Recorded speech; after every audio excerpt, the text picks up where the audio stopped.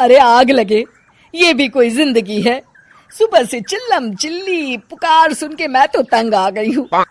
अरे वो भी क्या दिन थे जब मैं गांव में रहा करती थी। पहले बड़ी सुखी थी मैं। पहले मेरी जिंदगी क्या थी और अब क्या हो गई है। शहर में तो लोग भेड़ बकरी की तरह जीते हैं। जीने का असली मजा तो गांव में है। क्यों, क्या हुआ माँ जी? आज गांव की बहुत याद आ रही है आपको? अरे हाँ बहू, शहर का जीना भी कोई जीना है। लोगों की आधी जिंदगी तो सड़कों के ट्रैफिक में निकल जाती है और यहाँ रखा ही क्या है। एक बात कहूँ, दिल्ली शहर अब पहले जैसा नहीं रहा। क्या माँ, जब देखो गांव के गुणगान गाती रहती हो। ठीक है, इस बार ना बच्चों के कॉलेज की छुट्टियों में हम सब गांव चलेंगे, ठीक है? हाँ, ये ठीक है। फिर कुछ दिनों के बाद सारा परिवार अपने गांव चला जाता है। अरे वाह, कितनी ताजी और साफ हवा है, कितनी शांति है यहाँ। चल बहू, अब बढ़िया सा खाना बना दे, मजे से आंगन में बैठ के खाएंगे। सुशीला गांव का माहौल देख बड़ी खुश होती है। 2 दिन के बाद गांव की कुछ औरतें सुशीला के घर आती हैं। बड़े दिनों के बाद गांव आई है सुशीला। हमें तो लगा कि तू शहर जाके गांव को भूल गई। और बतिया, तेरी बहू कैसी है? जरा मिलवा तो उससे। अरे मेरी बहू तो लाखों में एक है। बड़ी किस्मत वाली हूँ मैं जो मुझे जानकी जैसी बहू मिली है। हमेशा मेरी सेवा में लगी रहती है और आज तक कभी पलट कर जवाब नहीं दिया उसने। सुशीला की बातें सुनकर सभी औरतें हंसने लगती है।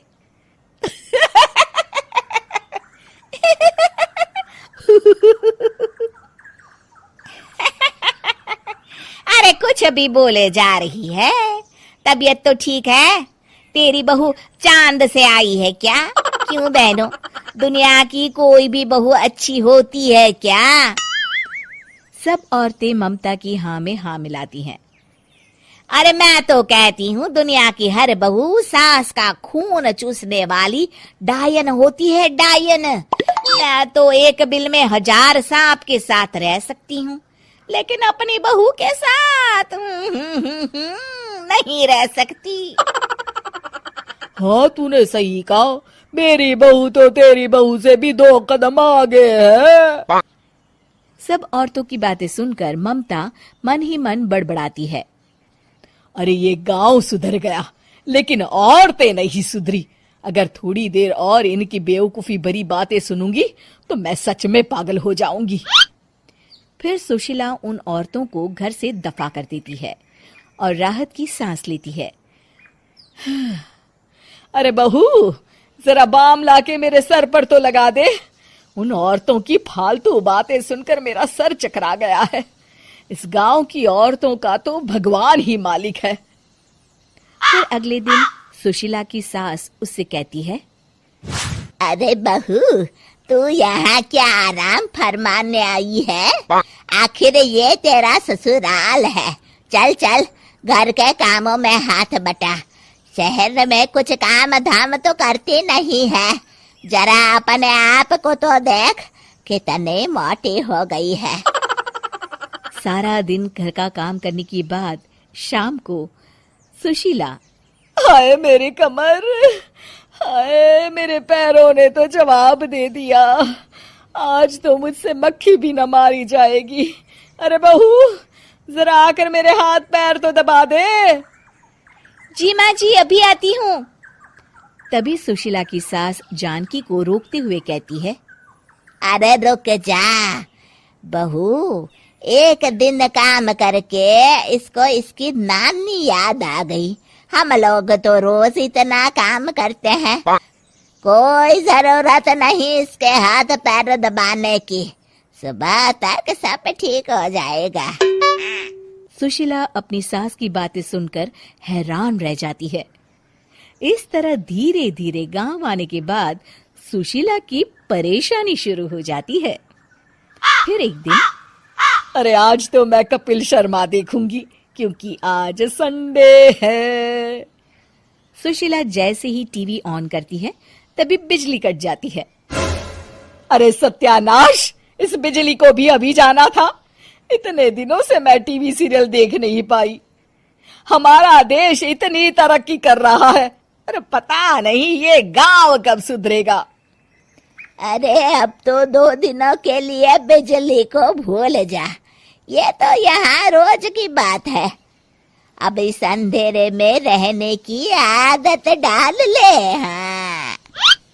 हे भगवान, अब क्या होगा?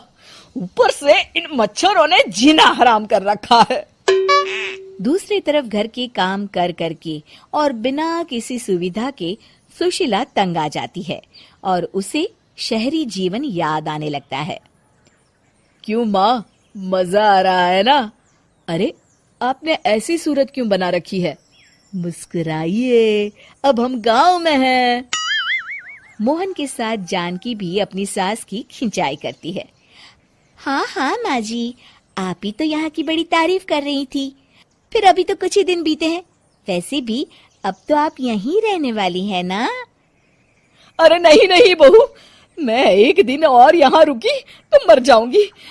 मुझे शहर ले चलो।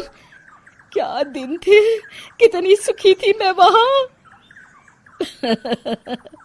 ठीक है माँ, हम कल ही वापस शहर चले जाएंगे। इस तरह सुशीला शहर आ जाती है और फिर कभी दोबारा गांव जाने की जिद नहीं करती।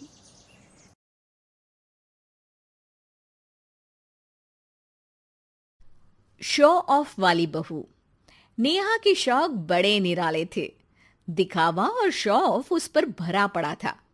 एक दिन, अरे रीमा, ये क्या, कैसा स्वेटर पहना है? सिलाई कितनी मोटी है। मेरी माँ ने बनाया है ये स्वेटर। देखो इतनी सर्दी है लेकिन मुझे पसीने आ रहे हैं। ओ यार, आज के जमाने में कौन पहनता है माँ के हाथ का स्वेटर? अरे मैं तो कहती हूँ आज के समय में माँ के हाथ का खाना भी नहीं खाना चाहिए। देख मेरा स्वेटर देख।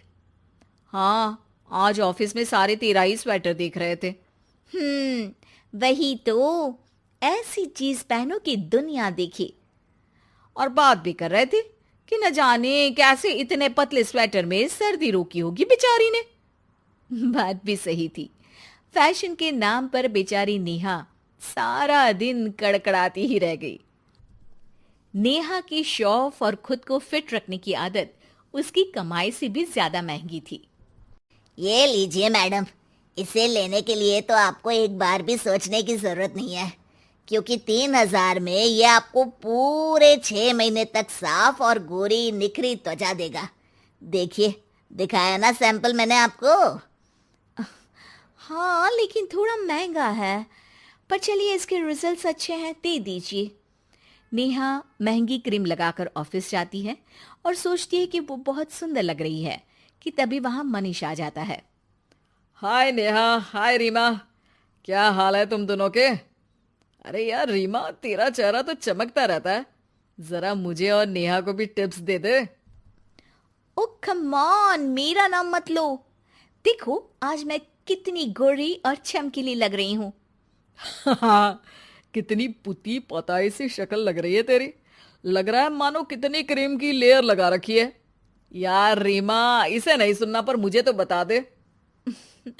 अरे कुछ नहीं, बस रोज अच्छे से चेहरे को धोकर दूध वाली मलाई लगा लो चेहरे पर, खूब फ्रूट्स खाओ और पानी जमकर पियो, देखो चेहरा कैसे खिलता है। हाँ, फ्रूट्स के रेट्स देख रही हो ना, कैसे आसमान छू रहे हैं। वैसे जो तूने क्रीम लगाई है ना, उसके लिए भी तो कुछ पैसे खर्चे ही होंगे। कोई फायदा नहीं हुआ उससे। अरे उसी रेट में फ्रूट्स तो आ ही जाते। ये बोलकर मनीष वहां से निकल जाता है, लेकिन नेहा का मुंह लटक जाता है। अरे नेहा, तू भी ना उसकी बात का बुरा मान रही है। आखिर बॉयज क्या जाने गर्ल्स का फैशन। अरे नॉट एट ऑल, उस बेवकूफ की बात का बुरा मैं क्यों मानूं? मैं जानती हूं कि हाई क्लास को समझना उसकी बस की बात नहीं है। ये बोलकर नेहा वहां से चली जाती है। अब सैलरी आते ही नेहा महंगे पर्स, महंगी चप्पलें और महंगे कपड़ों पर पैसे लुटा देती है और महीने के आखिर तक लोगों से उधार लेने की नौबत आ जाती है। यार रीमा, कुछ पैसे उधार देना, घर का सारा सामान खत्म हो गया है। हाँ हाँ, ले ले नेहा, पर वक्त से वापस कर देना, क्योंकि ये मैं तुझे सेविंग्स दे रही हूँ और तू जानती है ना इसका इंटरेस्ट कितना आता है। सेविंग का इंटरेस्ट? नहीं यार, मैं नहीं जानती, कितना आता है? ओह अच्छा, छोड़ ना, चल ये पैसे रख। नेहा का समय ठीक से गुजर जाता है, लेकिन अगले महीने सैलरी आने पर, नेहा यार वो पैसे जो मैंने दिए थे वो लौटा देना, मुझे भी कोई काम है। अरे यार, इस बार ना मैंने गुच्ची की घड़ी ले ली है, अगले महीने पक्का। अगले महीने फिर नेहा से रीमा पैसे मांगती और फिर वो कोई खर्चा गिना देती। एक बार रीमा मनीष से कहती है, यार बोलना तो नहीं चाहिए, लेकिन नेहा ने 3 महीने पहले पैसे लिए थे कि 1 महीने में वापस कर देगी, लेकिन अभी तक नहीं दिए। रुक, मैं कुछ करता हूं। अरे देख, कहीं उसके घर तक बात न जाए, वरना सास और पति के सामने इज्जत का फालूदा हो जाएगा। वहीं नेहा घर पर, सासू माँ, आज खाने में मैंने ब्रोकली और ब्राउन राइस बनाए हैं। अरे बेटा, ये सब मैं नहीं खा पाती हूँ, तू तो बस सिंपल रोटी दाल ही दे दे। हाँ नेहा, क्या ये तुम रोज रोज खिलाती हो, हमें इसका टेस्ट पसंद नहीं है। अरे लेकिन यही ट्रेंड में चल रहा है। क्या करते बेचारे माँ बेटे, नेहा की आदत से वो भी परेशान थे। अगले दिन नेहा ऑफिस आती है तो मनीष वहां आता है। अरे यार मनीष, ये क्या है तेरे हाथ में? बैग है पराड़ा का, आई होप तूने सुना होगा। यस यार, ऑफ कोर्स। और ये वाला तो 20,000 का है ना, मैंने ऑनलाइन देखा था। लेकिन ये सिर्फ 10,000 का है, क्योंकि मैंने इसे अमेरिका से मंगवाया है अपनी बीवी के लिए। मेरी बहन रहती है ना वहाँ, तुम तो जानती हो इंडियन करेंसी और डॉलर के बीच का अंतर। हाँ हाँ बिल्कुल, यार मेरे लिए भी मंगवा देना। अब देख यार, तुझे चाहिए तो तू रख सकती है, क्योंकि मेरी बीवी को स्टाइल कम पसंद आया था और वो इतने महंगे बैग लेने में विश्वास नहीं करती। उसका मानना है कि 10,000 का बैग खरीद कर 1,000 रुपये रखने से अच्छा है कि 1,000 रुपये का बैग खरीदे और 9,000 उसके अंदर रखे। हो, उसे फैशन का पता नहीं होगा। कोई बात नहीं, ये लो 10,000 और ये बैग मेरा। मनीष नेहा को बैग दे देता है और सीधा रीमा के पास जाता है। रीमा, ये ले तेरे पैसे जो तूने नेहा को दिए थे। अरे थैंक्स यार, लेकिन तू ये कैसे लेकर आया? मैंने लोकल बाजार से एक बड़े ब्रांड के जैसा दिखने वाला बैग खरीदा 200 रुपये में, और अमेरिका और ब्रांड के नाम पर नेहा को दे दिया। ऐसे तो वो तेरे पैसे वापस नहीं करती। फिर क्या था, रीमा और मनीष हंसने लगते हैं।